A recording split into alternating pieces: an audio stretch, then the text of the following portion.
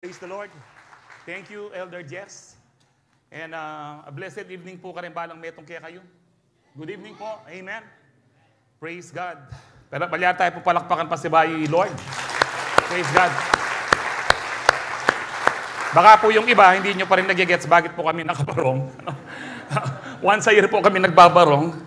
Wala pong kasal. No? At it's Pastor's Appreciation Day. Una po sa lahat, ang pinakapastor po talaga natin si Lord. The Lord is my shepherd. Ang Panginoon ng aking pastol, hindi tayo nagkukulang. Amen. And on behalf of the pastors po, sa aming po pastoral staff, we would like also to appreciate ang pinaka-pastor ng mga pastor, si Daddy Bishop Carlito Villanueva. Amen. He's been here for 49 years. Mag-50 years na po siya next year, kung di pa darating ang Lord na naglilingkod sa Calvary Temple. God is good, amen? Amen. Amen, praise the Lord. Hallelujah. Malapit na po magpasko, napukabilis yung panahon. Dahil niyo pong, today is September 30, and bago na po ang anuho natin, we consider this September 30 na pang October na rin ho. In fact, sa mga Hudyo po, ang 6 o'clock, new day na po. So considering po kung Israelite time po tayo, Sunday na po ngayon. So October 1 na po ngayon, officially, sa Israel, kapag 6 o'clock na. But anyway, nasa magandang topic ho tayo ngayon. At since napag-aralan po natin last month, this month of September, na about how to overcome evil things in these last days, because we believe that we are living in the last of the last days. Pasama ng pasama ang panahon, ang mga tao, ang pamumuhay, no, pasama ng pasama po. Kaya nga po ngayon, dapat malaman po natin na ang tunay na mananampalataya, ang tunay na Kristiyano, ang tunay na merong takot sa Diyos, dapat po naiiba po ang kanilang kaugalian, naiiba po ang kanilang pagkatao, ang ugali po nila, the manner kung paano po sila mabuhay. So, this month of October, tatapusin po natin ito kung di pa darating si Lord. Ang pag-aaralan po natin is about distinct characteristics of a believer. Yan po ang pag-aaralan po natin. Let me define first kung ano po ang characteristic. A characteristic, sabi po dyan, is a distinguishing quality, trait, or feature of an individual, thing, disorder, etc. It is often distinctive mark, feature, attribute, or property of an individual or thing. According po yan sa biologyonline.com. At ang sabi rin po dito po sa linkedin.com, sabi po niya, a personal characteristic is defined as a special quality or trait that makes a person different from others. So naiiba po. Iba po yung naiiba po. Ang isa pong characteristic ito po ay makikita mo na ito ay kakaiba siya. Kakaiba pong ugali niya. Ang mga synonyms po niyan is attribute, feature, sabi po diyan quality, trait, aspect, facet, manner, distinction. So para mas maunawaan po natin sa Tagalog, katangian, ugali, kaugalian. So ang distinct naman po, ang ibig sabihin po niyan is recognizably different in nature from something else of a similar type. It indicates po that something is distinguished by the mind or eye as being a part of different or different from others. So ang distinct po, naiiba ka, nakikita, na-observe po yan sa mata. Nakikita mo po na kakaiba nga. Kaya nga po, distinct characteristic, ibig sabihin po, kakaibang kaugalian, naiibang ugali, naiibang pagkatao. Now, ang mga synonyms po niyan is clear, definite, recognizable, evident, different, separate, and unique. Mas maliwanag po sa Tagalog, malinaw, maliwanag. Ang sabi po dyan, tangi, natatangi, kaiba, namumukod o namumukod tangi, naiiba, hindi katulad, hindi kauri, iba. So ang title po ng ating, or ang tema po natin sa buong buwan ng October is Distinct Characteristics of a Believer. O kung tatagalugin po natin, maliwanag, malinaw, o naiiba, nabubukod, tanging ugali o pagkatao po ng isang mananampalataya. Lahat po ng nakaunawa nun magsabing Amen. Amen. So since ganito po ang pag-aaralan po natin, let us evaluate, let us assess ourselves tonight kung ano pa po yung mga binabago pa po sa atin ng ating Panginoon. I'm sure kahit po matagal na tayong Kristiyano, iba po sa atin dito, hanggat hindi pa tayo napupunta sa langit, hindi pa po tayo perfecto. Lahat po tayo nagkakamali, kami mga pastors, nagkakasala pa rin, nagkakamali pa rin. Pero ang kakaiba po natin, hindi na tayo nag-e-enjoy sa kasalanan. And God is changing us from glory to glory. Binabago po tayo ng Lord araw-araw, every week, every month, every year. Binabago tayo ng Lord. Dahil buhay po ang tinanggap po nating Espiritu, buhay po ang salita ng Diyos. Amen, huba? Amen, praise the Lord. Nagmamadali po kasi ako, no? Dami ko kasi may second part pa tayo. Meron pong drama mamaya ang mga pastors. Anyway, let me begin with 2 Peter 3, 9-12. Sabi po dyan, the Lord is not slow in keeping His promise, as some understand slowness. Instead, He is patient with you, not wanting anyone to perish, but everyone to come to repentance. But the day of the Lord will come like a thief. The heavens will disappear with a roar. The elements will be destroyed by fire, and the earth and everything done in it will be laid bare. Since everything will be destroyed in this way, what kind of people ought you to be? You ought to live holy and godly lives. As you look forward to the day of God and speed its coming, that day will bring about the destruction of the heavens by fire, and the elements will melt in the heat. Let's pray. Heavenly Father, we thank you po sa mga kalakasan na pinagkakaloob niyo po sa bawat isa sa amin. We thank you for all the blessings, oh God. We thank you, Lord. Alam po namin, pinagpala mo na ang bawat isa, and I speak continually blessing, Lord, sa lahat po ng aming mga first-timers po. Ngayon, Lord, ang dalangin ko po, Panginoon, ay patuloy, Panginoon, na bigyan niyo po kami ng pang-unawa sa iyong salita, that we may receive the full revelation, the full blessings from your word. Salamat po, Panginoon, and as I declare your word, let there be healing, let there be deliverance, and salvation be upon your people tonight. To you be all the glory, honor, and praise. In Jesus' powerful name we pray. Ang lahat po yung magsabi ng Amen. Palakpakan tayo po yung Lord. Praise God. Alam niyo po ang context po ng 2 Peter na ito, yung iba pong mga tao noong panahon ni Peter, tinutuya po sila, ang mga Kristiyano, minamak, pinagtatawanan dahil kailan darating yung Diyos na sinasabi nyo? Nangamatay na yung mga ninuno natin, hanggang ngayon wala. Ang sabi po ni Peter, ang Diyos, ang Panginoon sabi niya, hindi siya mabagal sa kanyang pagtupad, sa kanyang pangako. The Lord is not slow in keeping His promise. As some understand, slowness, sabi niya, instead, He is patient. Nagbabata pa ang Diyos with you, not wanting anyone to perish. Ayaw po ng Diyos na ang mga tao, o lahat ng tao ay mapunta ng impyerno. But it is a choice. It is a choice na kung gusto mo sa langit o gusto mo sa impyerno. Hindi po kalooban ng Diyos na mapunta po tayo sa impyerno, kaya binigay niya po ang kanyang bugtong na anak nang sino mang sumampalataya po sa kanya ay hindi mapunta ng impyerno, kundi magkaroon ng buhay na walang hanggan. Dahil sa sarili po natin kakayanan o sa sarili po natin gawa, sa sarili po natin kabutihan, walang maliligtas dahil walang perpekto po sa atin. Kaya nga po ang sabi po ni Peter diyan, nagbabata ang Diyos. Gusto niya ang lahat ay magsisi. Ang pagsisisi po diyan, ibig sabihin po na ikaw ay tatalikod sa kasalanan at mula ngayon, ikaw ay susunod na kay Kristo. Amen. Yun po ang kaligtasan. Not wanting anyone to perish, but everyone to come to repentance. Ang sabi po dyan. And then verse 10, ang sabi po, but the day of the Lord will come like a thief. Ang pagdating po ng Panginoon, walang nakakalam para magnanakaw. Ibig sabihin po niyan, ang magnanakaw po hindi niya ina-announce sa bahay o sa atin po kung kailan siya magnanakaw. Meron na ba nag-text sa inyo? Ay, pwede ba akong magnakaw mamayang gabi sa inyo? Tulog lang po kayo ng mabuti, ako ng bahala. Wala akong ganyan. Kaya nga po, yung pagdating ng Panginoon ay para daw po magnanakaw, walang nakakaalam. Kaya magbantay ho tayo. The heavens will disappear with a roar. The elements will be destroyed by fire. No? Magugunaw po ang mundo, ibig sabihin dito. And the earth and everything done in it will be laid bare. Verse 11, sabi po dito, since everything will be destroyed in this way, gugunawin ang mundo, what kind of people ought you to be? Anong klaseng pagkatao? Anong klaseng ugali dapat meron ho tayo, sabi diyan? You ought to live holy and godly lives. Ito po pag-usapan po natin, what does it mean to be holy? What does it mean to be godly? Sabi ko dyan, as you look forward to the day of God and speed it's coming, parang minamadali na po natin na dumating na ang Lord, no? That day will bring about the destruction of the heavens by fire and the elements will melt in the heat. So kung ganito pala madi-destroy o masisira, magugunaw ang mundo, anong klaseng ugali, anong klaseng tao o pagkatao dapat meron po tayo? Ang napakarami po ang nakalagay po sa Bible kung anong klaseng ugali dapat meron ang tunay na mananampalataya. Pero ang lahat po ng ito ay nakita po natin na ito po ay nakasum up, nakasummarize po sa Galatians chapter 5, 22-23. Na ang sabi po diyan, the fruit But the fruit of the Spirit is love, joy, peace, forbearance. Ang forbearance po, yan po ay patience, no, kindness, goodness, faithfulness, gentleness, and self-control. Sabi diyan, against such things, there is no law.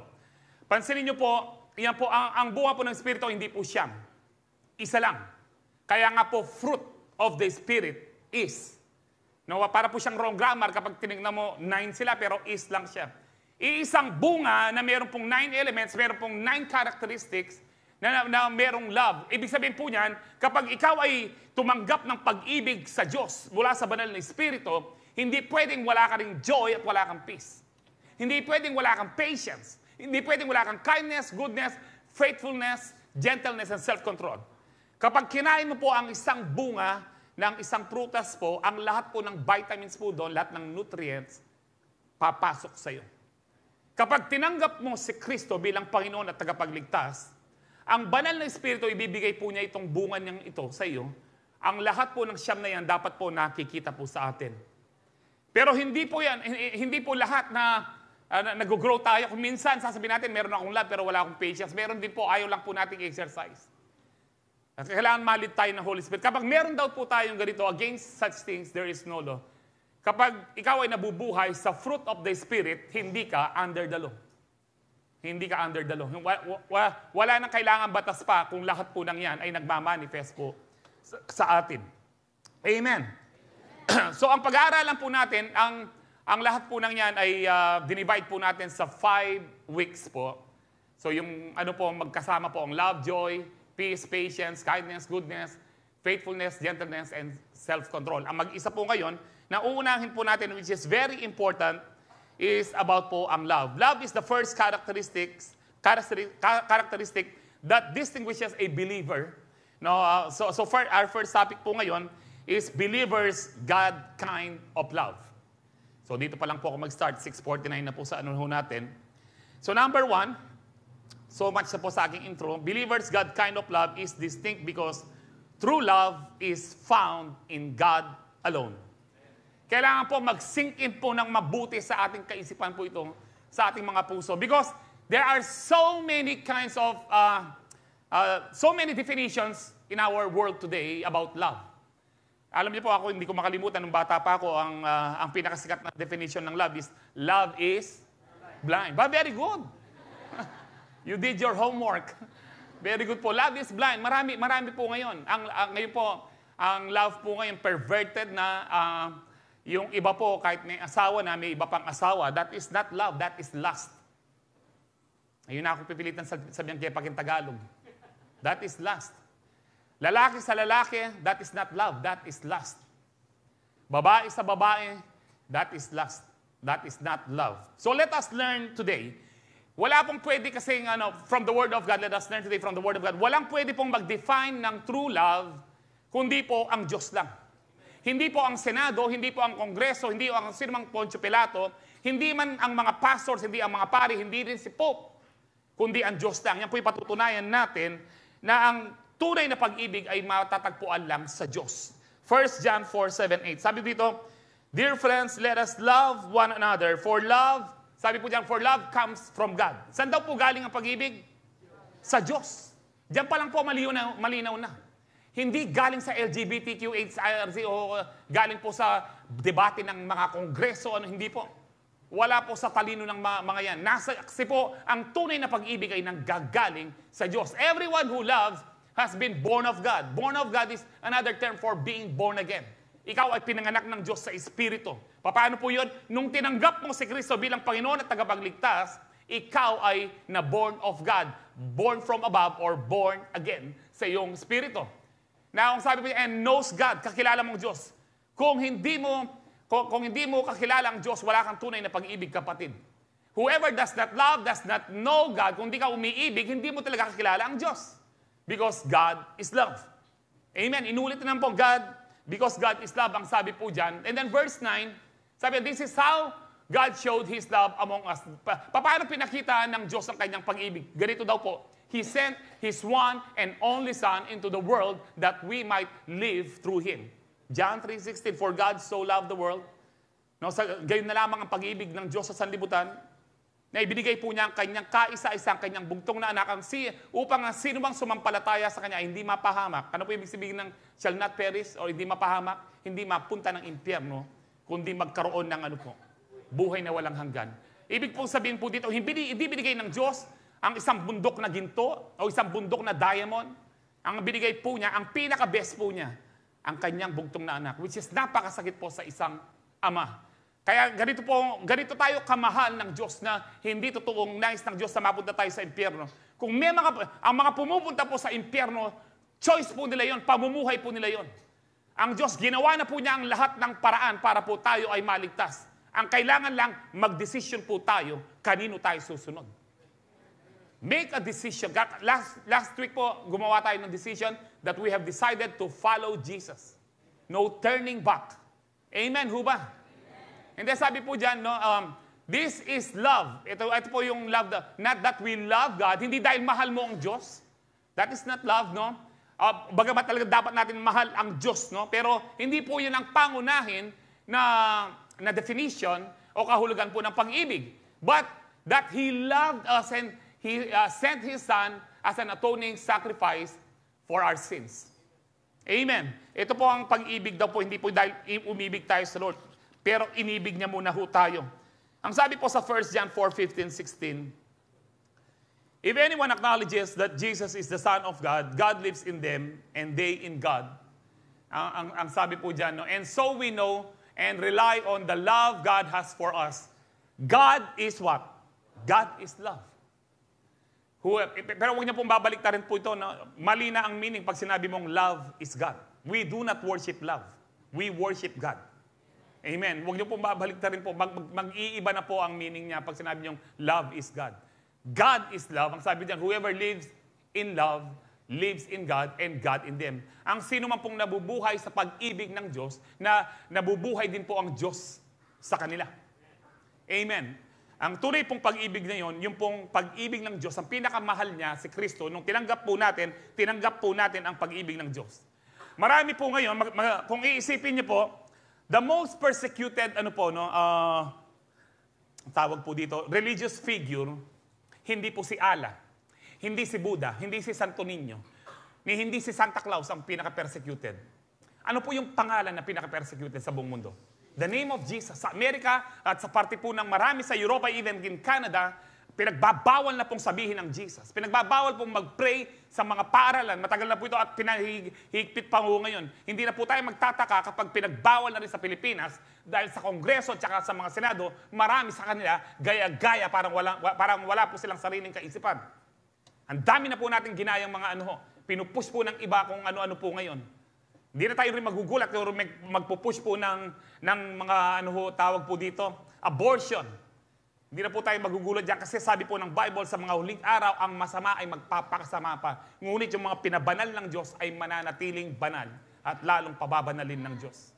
Manatili lang po tayo sa Panginoon. Kaya nga po sabi po dito sa ating pong pinag-aaralan na kung sino man ang nag-acknowledge, kinikilala si Jesus as the Son of God, God lives in them. Hindi pwede pong yung ako naniniwala sa Diyos pero hindi kay Kristo because talaga pong si Jesus, persecuted po siya. Ayaw po nila. Yung hindi naniniwala sa Diyos, galit sa Diyos. Kung tanungin mo bakit ka galit sa Diyos na wala naman pala para sa iyo. Pero sabihin mo si Batman, Superman, natutuwa pa. Kahit hindi totoo. Pero pag sinabi mo si Jesus sa mga taong yan, galit po sila. Alam niyo po bakit ang name Jesus ang pinaka-persecuted? Because isa lang ang tunay na Diyos. Isa lang ang buhay na tagapagligtas. Ang pangalan niya, Jesus Christ. Wala nang iba. Kaya wala po kayong makikita yung iba nga kinakatakutan ang mga Muslim, pero pag Kristiyano, wala po silang pakialam. Natatakot po sila. Pero tayo po, mga Kristiyano, kapag kay Kristo ka, kahit kanino, hindi tayo matatakot. Dahil kasama natin ang Diyos. Ang Diyos ang nagpoprotekta sa atin, ang Diyos ang gumaganti para sa atin. Amen. Ang kailangan lamang po, mabuhay tayo sa pag-ibig kahit inuusig po tayo. Kaya po, whoever lives in love, lives in God. Ang sabi niya, and God in them. So, ibig sabihin po dyan, kung hindi mo kikilalanin si Kristo, wala sa iyo ang Diyos. Wala sa iyo ang Ama. Nasaan po yan? Nasa 1 John 2:22-23. Who is the liar? Sino ba ang sinungaling? Sabi niya, it is he who denies Jesus is the Christ. Ang lahat ng hindi naniniwala na si Kristo ang Christ. Ano po ang Christ? Messiah. Anong Messiah? Savior, tagapagligtas. Ang hindi naniniwala na si Kristo o si Jesus ay ang tagapagligtas, isa siyang sinungaling, ang sabi po dyan. Salamat sa amen po niyo. Andiyan ako mag-amen, tutuya po yun. Ang sino mang hindi naniniwala na si Kristo lang ang tagapagligtas, isa pong sinungaling, ang sabi po dyan. Such a person is the Antichrist. Antichrist po. Kaya nga po, ano po, ang lahat po ng kumikilos sa mundo, sabi po ni Paul sa Corinto, the God of this world, Satan, siya po ang may control ng lahat.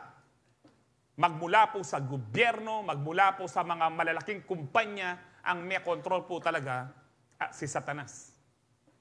Kasi po kung di si Satanas ang may control, ang Diyos po dapat ang tinataas sa bawat kumpanya, sa bawat gobyerno. Pero hindi iba po ang tinataas. At yung iba proud pa na nangungurakot. Hindi nila alam, buhay pa sila, sinusunog na sila. Kaya sabi po dyan, no one, ang sabi po dyan, such person is the Antichrist denying the Father and Son. And the Son. Sabi dyan, no one who denies the Son has the Father. Baka namnamantaya po yun eh. Nung alayo kaya kay Kristo, alaya naman yung ipa. Kung wala si Kristo sa'yo, wala din ang Ama sa'yo. Sabi ni Kristo, ang Ama at ako ay iisa.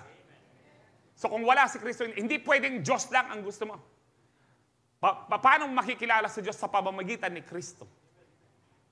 Kaya no one who denies the Son has the Father. Whoever acknowledges the Son has the Father also. What does it mean to acknowledge? Natanggapin siya na siya ang tagapagligtas. Wala nang iba. Siya lang ang nag-iisang Panginoon at tagapagligtas. Amen. So, maliwanag po na ang pag-ibig, ang tunay na pag-ibig ay nanggagaling lang sa Diyos na buhay sa pamamagitan ng tagapagligtas po natin ng ating Panginoon na si Jesucristo. Amen. So, if Jesus is not your Lord and Savior, you will not have the God kind of love.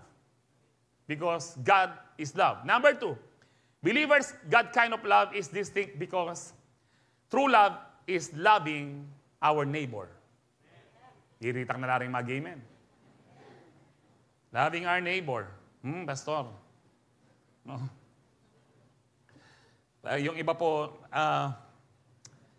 sabi nga po sa amin ni Daddy Bishop kapon, yung loving our neighbor is always the idea of carrying each other's burden. So tingnan po natin, no? 1 John 4:11-12. Sabi po dyan, dear friends, since God so loved us, ang sabi po dyan, no, alam niyo po, kapag tinanggal mo po yung so dyan, yung, dear friends, since God loved us, parang John 3:16, for God so loved. Napakalaking word po ng so. Ibig sabihin, napakatindi, napakalaki ng pag-ibig ng Diyos sa bawat isa po sa atin. Ang bawat isa po sa atin, kung hindi ka man binibigyan ng importansya ng ibang tao, sa Diyos, importante ka. Kasi po, namatay si Kristo para sa iyo at para sa akin. Ganyan po tayo ka-importante. Nung detang aliwang tao, wala lang pakialam kaya ka, pero Kristo tiyang pakialam kaya ka. Nya, mete para kaya ka, para kami sa impyerno. Nya, dapat yan yung bengin eh. Bayo pamitaw li, baka bukas na kamabiya, magdesisyon ka kapatid. Natanggapan may Kristo. Because tomorrow may be too late. Today, now is the day of salvation. Ang sabi po ng Bible, it's always today. It's always now. Ay Lord, dati ko pang plano, may plano pa ako, Panginoon, ganyan. Abala mo, mamlano po, tamayatake ka, miras ka pa impyerno. We are alive today because of God. Because of the grace of God. Buhay po tayo. Ako po, nabubuhay po ako ngayon for 17 years na nagdadialysis. Almost 70 years na po ako nagdadialysis. Kaya po ako nabubuhay dahil kay Kristo. Subukan kong salang kumain kang Kristo. Nung kanita pa may tena ako. Kaya po ako nabubuhay, it is because of the grace of God. And yung pong, madalas ko pong sabihin po sa inyo ito, gusto nyo pong humaba ang buhay ninyo, live according to God's purpose. Huwag yung purpose ninyo. Many are the plans in a man's heart, but it leads to hell. It leads to destruction. It is always God's purpose that will prevail. Bakit tayo natatakot sa plano o purpose ng Lord? Ang pinakamagandang pwedeng mangyari sa buhay ng tao ay yung plano ng Diyos. Alam po natin ng Jeremiah 29:11, I know the plans I have for you. Plans to prosper you and not to harm you. Plans to give you what? A hope and a future. Napakaganda po ng plano ng Diyos. Marahil maganda siguro plano mo, kapatid. Pero mas sigit na maganda ang plano ng Diyos. Kasi ang plano ng Diyos, hindi ka lang mabuhay dito na mayroong kagalakan at kapayapaan, kundi hanggang sa buhay na walang hanggan, hindi ka na mapapahamak kailanman. Amen. Napakasarap po ng topic po nating ito, pero dininanda ko mo pong 40 minutes. Ang haba pa man din po nito. But anyway po, no? Sabi po dyan, since God so loved us, we also ought to love one another. Dahil ganun na lamang ang pag-ibig ng Diyos sa atin, kailangan magmahalan din daw tayo. No one has ever seen God, but if we love one another, God lives in us, and His love is made complete in us. Nagiging kompleto, nagiging perfect po yung pag-ibig na nasa atin kung nagmamahalan po ang bawat isa. Kung meron pa po kayong kagalit, o yutang, na ako mimwa, na pa mo, kaya mo buring nga kakit, di mimwa ka pa, lamaran. Maglaram ka pa. Alam niyo po, ang sabi po ng, basahin niyo po beginning 1 John chapter 2, yung lahat ng merong hatred, lahat ng merong bitterness, walang buhay na walang hanggan. In short, no, ang lahat po ng may tampo pa, meron pang galit, meron pa, hindi pa nagpapatawad, sa impyerno po pupunta yan, kahit kakilala mo na si Kristo. Kasi kung ang Diyos nagpatawad sa napakaruming kasalanan po natin, bakit hindi ka makapagpatawad? Narinig po natin yung mga testimony sa mga nagpapatawad po na kabataan pa po natin, no? Mga member po natin. Nung nagpatawad po sila, ang unang sumaya sila. Kasi kapatid, kapag hindi ka nagpapatawad, ang unang pinapahirapan mo, ikaw. Kung meron kang hatred, ayaw mo makita yung mga tao. Kung isa magating kang Calvary ngayon. Akakit kay pastor, nakakit kay ay papunta kang impyerno, lamaran ka. Kasi po, kung nasa iyo ang Diyos, the God kind of love, kahit ano pang ginawa sa iyo ng tao, kaya mo siyang mahalin, kaya mo siyang harapin. Dahil hindi dahil sa iyo, dahil kay Kristo na nasa puso mo. Now, assess your heart tonight. Kung yung puso nyo ay na kay Kristo.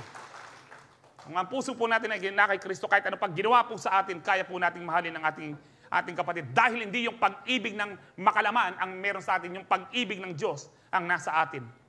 At alam niyo ba, lahat po gusto nila matupad ang 10 commandments, so yung commandment ni Moses, ang commandment po binigay ng Diyos kay Moses, hindi lang po 10, kundi 613. Para maligtas ka sa law, sa batas, kailangan makomplete mo yun. Pero ang sabi po ng Bible, kahit isa lang ang pagkakamali mo, zero ka, hindi ka ano. Kaya alimbawa, 612 commandments na natupad mo. Pero nagkamali ka ng isa, impyerno ka pa rin. Kaya po walang maliligtas sa mabuting gawa.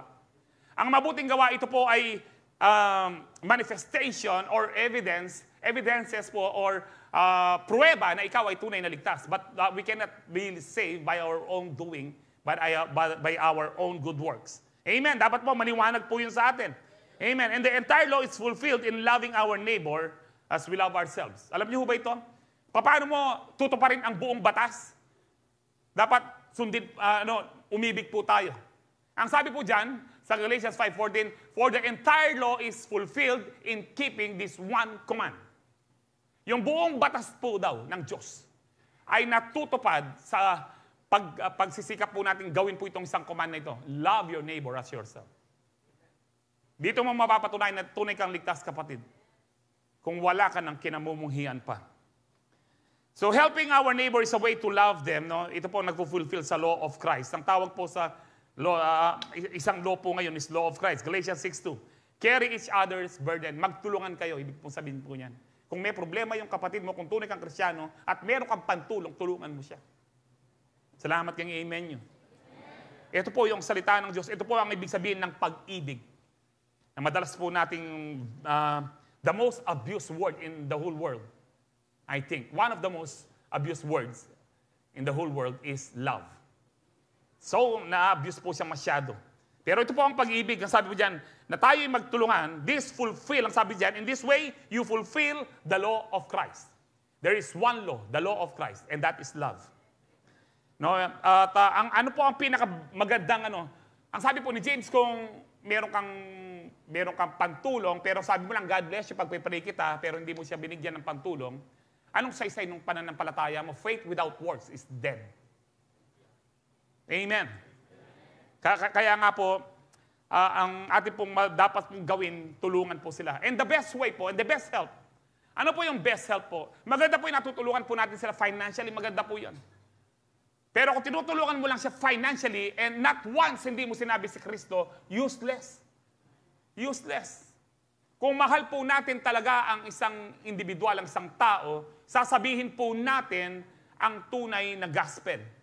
Na kapag wala ka kay Kristo, sa impyerno ka, pero kung tinanggap mo si Kristo, kahit gaano ka kasama, tinanggap mo lang si Kristo, katulad yung nakapako sa krus sa kanan niya, sabi niya, Jesus, alalahanin mo ko. Wala pong ginawang matino yun. Ang sinabi lang niya, Jesus, alalahanin mo ko pagpasok mo sa iyong kaharian. Hindi po sinabi ni Jesus na, John Dirk, di pakapakin, gawa kang maya, paano? Sinabi na po ni Lord, hindi po, ngayon din, yeni mo rin. Ito kida ka kay paraiso ko.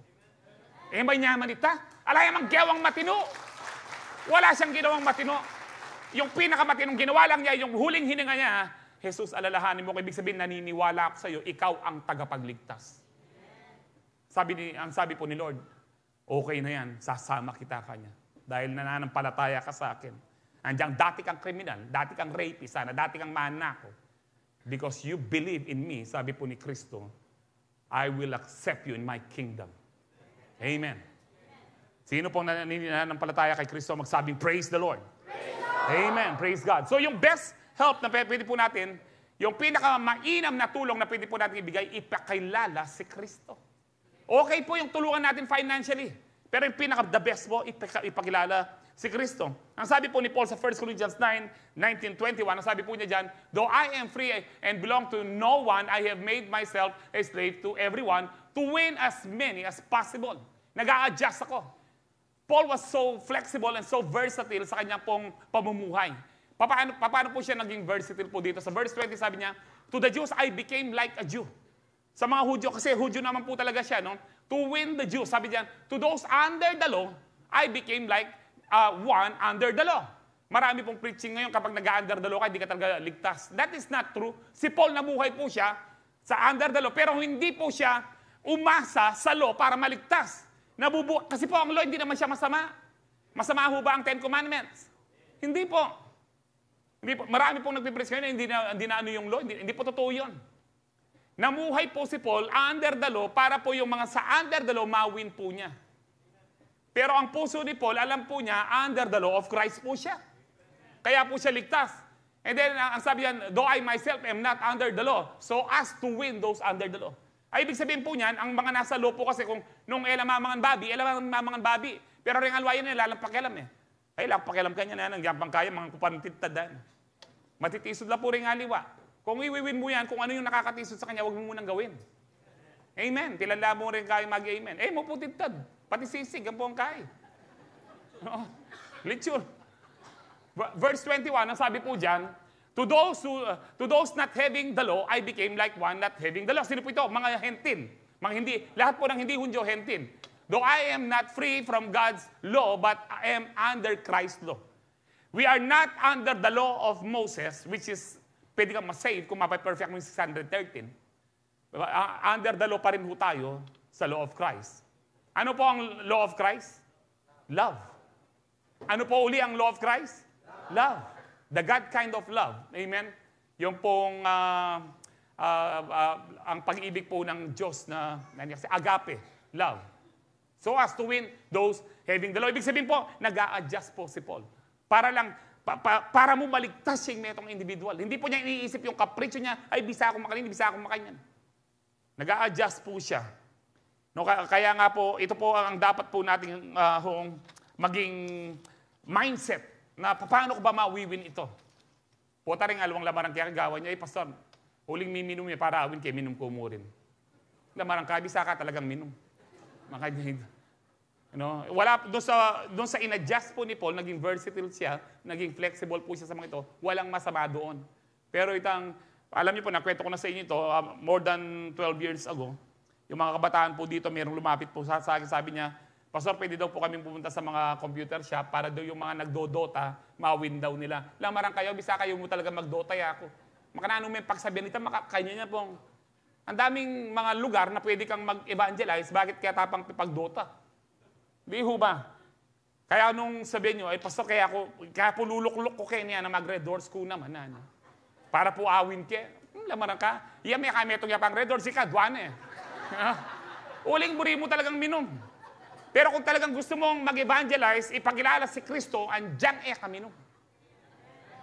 The power of the Holy Spirit, the power of the Word of God, Sapat na po yun. Ano po sabi po ni Paul sa Romans 1:16? I am not ashamed of what?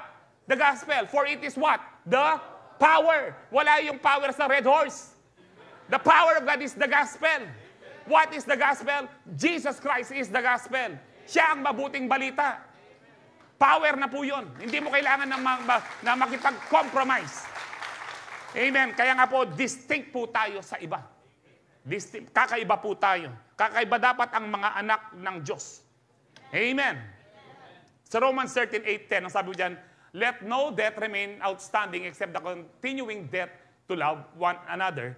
Ang sabi po dyan, wala na dapat iba pang pagkakautang o utang na loob sa iba, kundi yung pagkakautang na dapat magmahalan daw po tayo, for whoever loves others has fulfilled the law.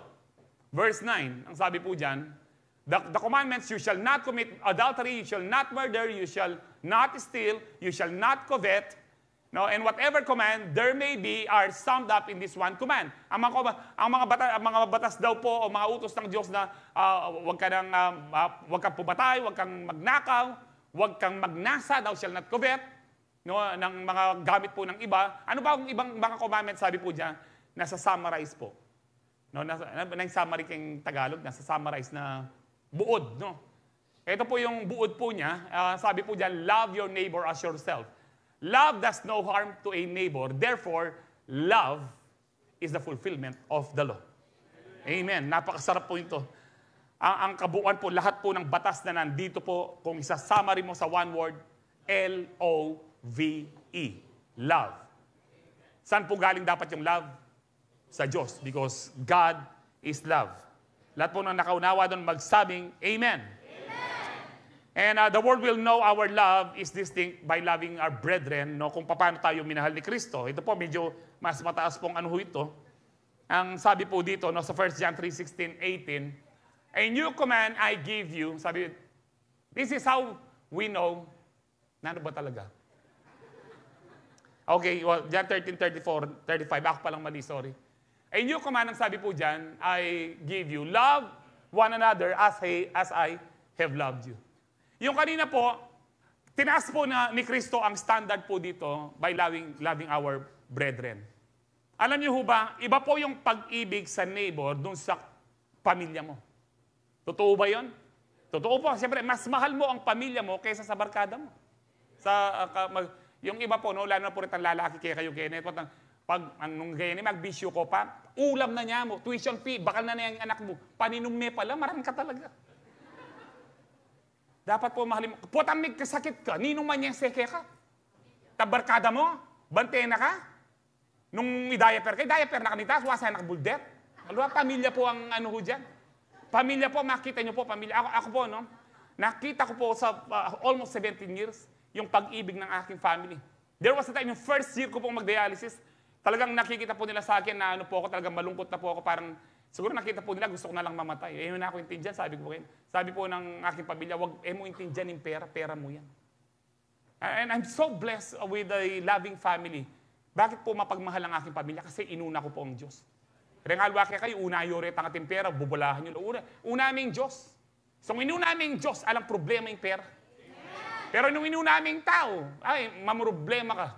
Malalo kang mamroblema. Kapamilya mo na nakapasopan. Marami po akong kilala dyan. May lalabas si Pastor kasi ito yung pamilya kayong Amerika. Marami po akong kilala. May pamilya sa Amerika, sa Canada, sa Australia, at sa Europa. Pero desosopan. Bakit? Ang tinitignan niya tao. Ang sabi po ng Bible, mapalad daw po ang kanyang help, yung kanyang tulong, ay tumitingin siya sa Diyos. Hindi sa tao. Kapag nakasentro ka kay Kristo, no, pati uwak pwede niyang utusan katulad kay Elijah na dalhin yung blessing mo. Amen. Kaya dito po nakita, mahalin mo ang Diyos. Pag minahal mo ang Diyos, walang magiging imposible. Yung mga taong hindi nagmamahal sa iyo, lalo ng pamilya mo, mamahalin ka nila dahil minahal mo ang Diyos. Amen. Now, having said that, na iba po ang pag-ibig po sa ating pamilya. Ang kausap po ni Kristo dito, magpapamilya, magkakapananampalataya. Iba po ang pag-ibig natin sa mga mukha nating pananampalataya. Pero iba din po yung mga unbeliever. Mahal din po natin sila. Now, rin akong verse. Dito po sa ano po, 1 John 3:16-18, sabi po dyan, this is how we know what love is. So another definition of love. Ang ibig sabihin, Jesus Christ laid down His life for us, and we ought to lay down our lives for our brothers and sisters. Aru? Amen. Ibinigay daw ni Kristo ang kanyang buhay, no? Ibinigay niyang buhay niya, dapat ibigay din natin ang ating buhay. Yung loving your neighbor as yourself, alam niyo po, mahirap din po yun eh. Kung paano mong binili ng bagong sapatos ng sarili mo, dahil mahal mong sarili mo, dapat bigyan mo rin ng bagong sapatos yung kapwa mo. That is loving your neighbor as yourself. But that could only be possible sa pamilya mo, yung family mo, sa wife mo. Actually, yung wife mo, pwede mo siyang bilhin na kahit hindi mo binili sa sarili mo. Amen? Our first neighbor is our family. Kaya nga po, love your neighbor as yourself. Sino ang pinaka-neighbor natin? Our family, ang first neighbor po natin. Amen. Wala na pong mag-amen. Sabi po dyan, kailangan, ibig sabihin ba dito ni John, na kailangan mamatay din tayo, mapako sa krus? No! There are many heroes today na sila po ay, tawag po dito, patay. Hindi na po uso yung dead hero. Dapat po, living hero po tayo. Dapat habang nabubuhay tayo, gumagawa tayo ng mabuti, ng pinakamainam po natin para maluwalhati natin ang Panginoon.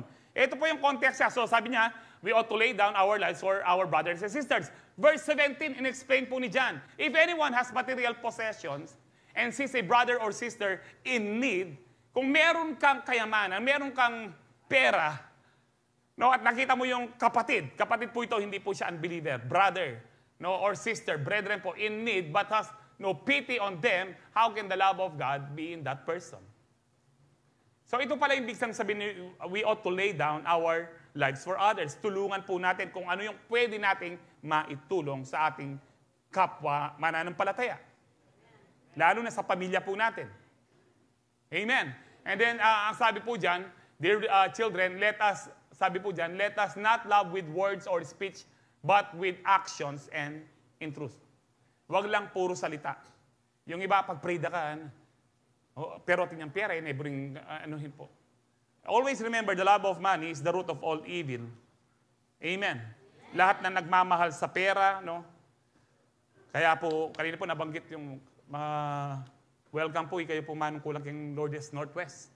Po, aksidente na tsuko kayo. Salamat kagawad na pa mag-invite. Kaluguran ako po ng Ginoo.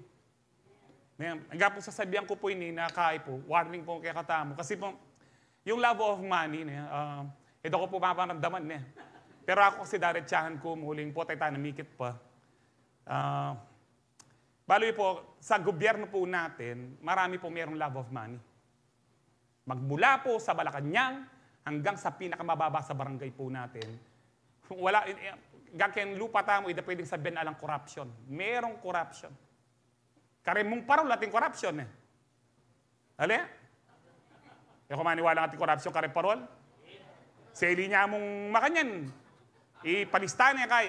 Ito po, no, true ano ko po ito, 1998, ako akaliwang kening kay po, Don Juan Marketing. SK chairman. Itang makaresibo kitang kay na 800. Ay, hindi po, pwede pong gawan 3,000, That was 1998. Sabi, lalawin kaya nakana pa mo. Buri kayo sagapan. Kaya nakan mo pa, Kaya kitang iba, anak niya pong kapitan. Tiro na yung kapitan. Katinong kapitan kanya. The love of money is the root of all evil. Ang pag-ibig sa pera, ito ang bunga ng lahat ng kasamaan. So kung meron love of money, hindi ka tumutulong, may bagot, so pan kaya Lord, di ka. Tandaan niyo po ito, kapag tumulong ka, hindi ka mabless. Ang pagtulong, ang pagbibigay, hindi ibig sabihin lugi ka. Kumikita ka pa, ibig sabihin po nito. Dahil ibabalik ng Lord sa iyo, siksik, liglig, umaapaw. 100-fold return. Amen? Do not love money. Love God by loving your neighbor. Ang sabi ng Panginoon, kung anong ginawa mo sa kapwa mo, ginawa mo sa akin. Kung ano ang hindi mo ginawa sa kapwa mo, hindi mo ginawa sa akin.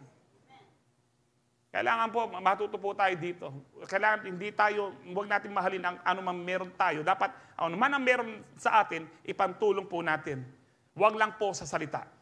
Amen ho ba? Amen. So, alam niyo po ito, siningit ko po ito no, sa Ephesians 4:28. Nakakagulat lang po kasi nung minsan na nagme-meditate ako, nabasa ko ito. Sabi diyan, anyone who has been stealing must steal no longer but must work doing something useful with their own hands.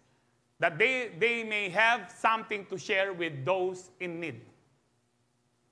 Ang sabi ko diyan, alam niyo po yung umaasa lang. Retang ilang magubra, uling retang yung ibang kapatid po nila nasa abroad. Ayaw nilang ay gusto nila na meron lang nagpapadala. O kaya pag dumating siya at hindi siya nabigyan kahit magkano, mega abroad mo na kayabang. Kamo midi ng chocolate, baka yan, nakaugali. Ika kayang mag-abroad, munta ka Afghanistan. Munta ka Ukraine, munta ka Russia, puno ka rin tinggera. Ang sabi dyan, kapag ikaw ay umaasa lang at pwede ka pang magtrabaho, take note, pwede ka pang magtrabaho para kang magnanakaw. Ninanakaw mo yung dapat na ini-enjoy ng taong yun sa pamilya niya. Salamat sa amen po. Mitura nung mituran din labaran, hindi ako makakilala, pero yung Diyos kilala na kayo. Dapat po magbayo kayo. Ang sabi po dyan, anyone who has been stealing must steal no longer, but must work, doing something useful with their own hands. Bakit po? That they may have something for themselves. Something to what? Hindi ba nakakagulat? Kaya yung palang purpose ng pagtatrabaho natin, hindi lang para sa sarili natin, para meron tayong pangtulong. Halway tayo, kung sobra, pwede kong mag-order kayong Lazada. Pag may sobra ka, ibig sabihin yan, Lord, kanino kayo panyawpin? I'm not saying hindi tayo mag-iipon. Mag-iipon kayo sa bangko, pero isipin nyo po yung sino, Lord, bakit mo ko binibless? Sino po ang dapat kong tulungan? Kasi kalakasan po natin, ang tibok ng puso po natin, mga ugat natin na hindi nagbabara para hindi tayo ma-stroke o ma-atake, ang Diyos ang nagbibigay po niyan. No, kapag na-atake ka, kahit meron kang milyon, ano pang gagawa na rin? Habang may buhay, kailangan tumulong ka. Gawin mo ang kalooban ng Diyos, kapatid. Amen. So hindi tayo nagtatrabaho para sa sarili lamang. Nagtatrabaho tayo to share with those in need. Lahat po na nakaunawa na magsabing amen. Number 3, believers, God's kind of love is distinct because true love is loving our enemies. This is how distinct we are as a Christian. Sa mundo po, ang turo nila po, takapateme, pabreme, may papansinan, manong kayo, makaganti ka rin kaya. Sabi ng Lord, huwag kang gaganti, sa akin ang ganti. Mas masarap po yun. Manyaman na katutod, makay, i-Lord ng bahala kayo. Amen? Napag-aralan po natin last week, yung nagpe-persecute sa atin, pag-pray daw po natin at i-bless pa natin.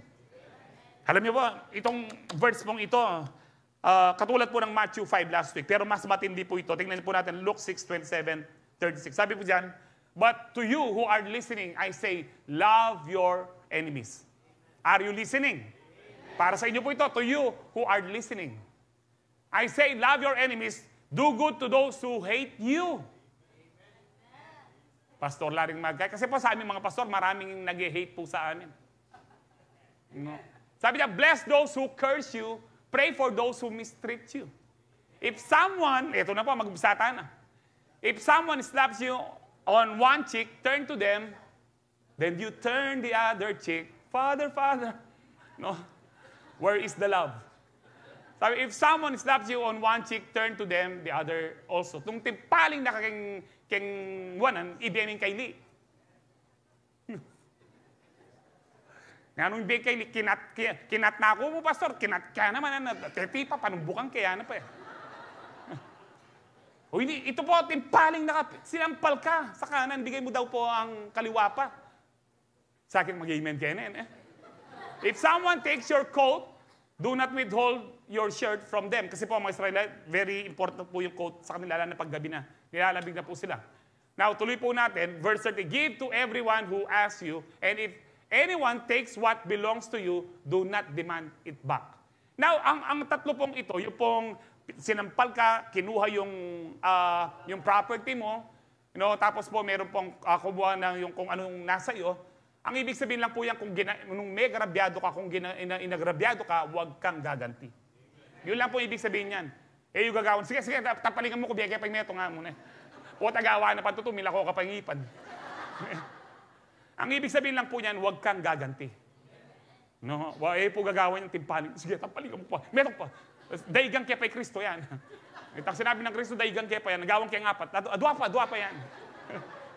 Anak kating kayo, mamumurit na yata yun yan. Ang ibig sabihin lang po yan, huwag kang gaganti. Huwag kang gaganti. Sabi diyan, do to others as you would have them do to you.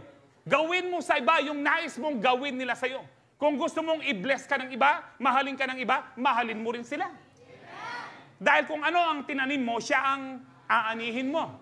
Verse 32, ang sabi po dyan, if you love those who love you, what credit is that to you? Kung mahal mo lang yung nagmamahal sa'yo, anong pakinabang sa'yo niyan? Even sinners love those who love them. That is very true.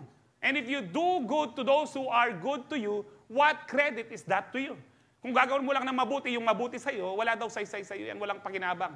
Even sinners do that, mga makasalanan ginagawa din po yan. Verse 34, and if you lend to those, kaburikan yan ting ating utang, lain nyo man niya. And if you lend to those from whom you expect repayment, what credit is that to you? Kung nagpautang ka tapos mag-expect ka, anong credit kaya kita? Ano kaswelo rin ating utang ka niyan? Magramdam ko masalese, yung makanyang puri sabihin yan. Sabi po dyan, even sinners lend to sinners expecting to be repaid in full.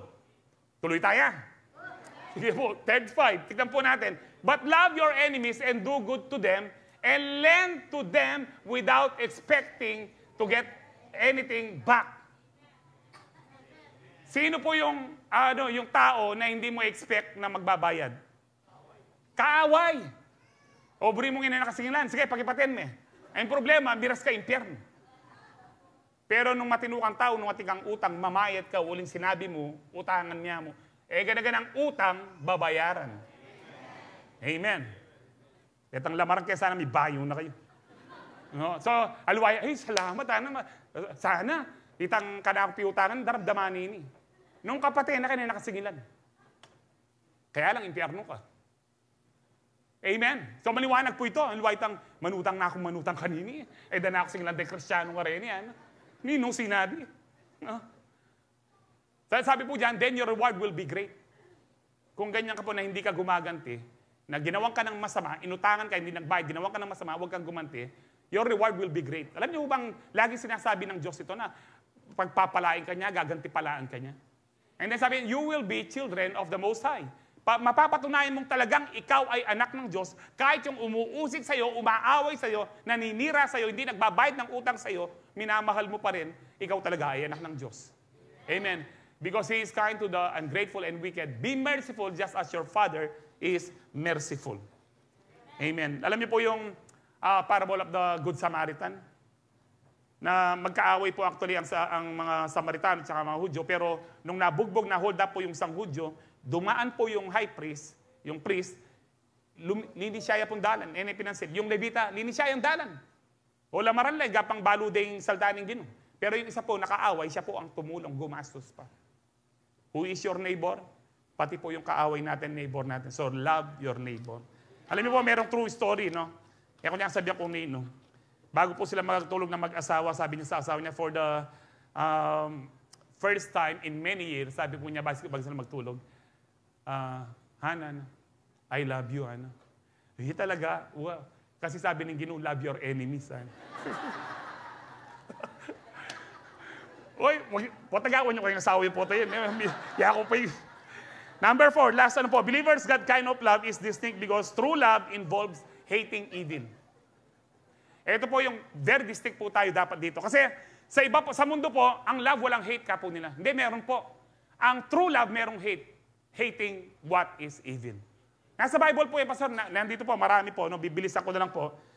Isaiah 5:20 sabi dyan, woe to those who call evil good and good evil. Ang sabi, who put darkness for light and light for darkness, who put bitter for sweet and sweet for bitter. Pag sinabi pong woe, no, nakakaawa kayo, sumpain kayo, kayo na sinasabi ninyong yung masama ay mabuti na at ang mabuti ay masama na. Ang Christianity po ngayon, sinasabi po ng ilang bansa na masama. Kasi po, ini-hate daw natin sila, ginadjudge daw po natin sila. Kasi po, kung mahal natin ang mundo, mahal po natin ang mga tao na wala kay Kristo, ayaw natin silang mapunta ng impyerno. Kaya po natin, kahit ayaw po nilang makinig, sinasabi po natin na sila ay papunta ng impyerno kung hindi sila pupunta kay Kristo. Now, Romans 12:9, sabi niya, love must be what? Sincere. Hate what is evil. That is love. Kung sincere yung love mo, and it's coming from God, kailangan kinamumuhin mo yung masama. Ang Diyos, mahal po niya ang lahat ng tao, pero namumunghi po siya sa masama niyang gawa. Mahal din po natin lahat ng tao, lahat ng LGBTQ, criminal, hold-upper, rapist, mahal po natin. Welcome sila lahat dito. Pero dinadala po natin sila kay Kristo para mabago po sila. Dahil true love is hating evil.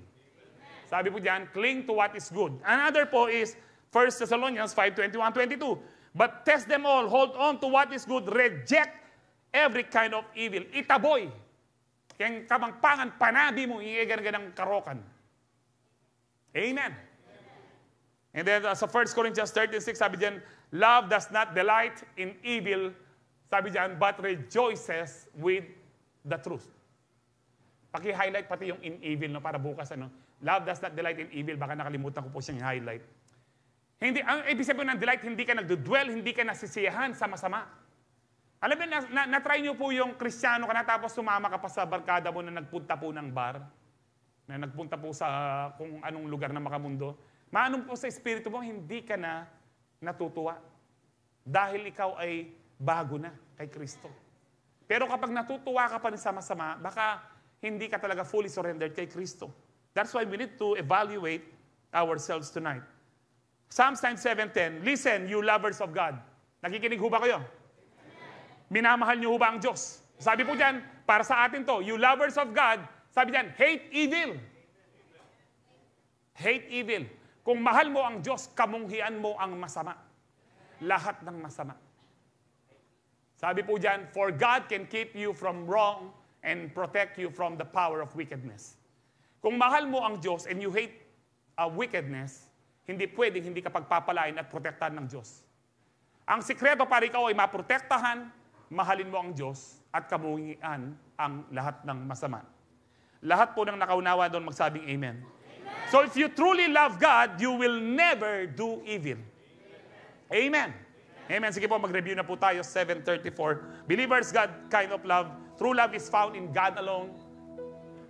And number 2, true love is loving our neighbor. Number 3, true love is loving our enemies. Excuse po. True love involves hating evil. Last verse po. 1 John 4:18-19. Sabi diyan, there is no fear in love.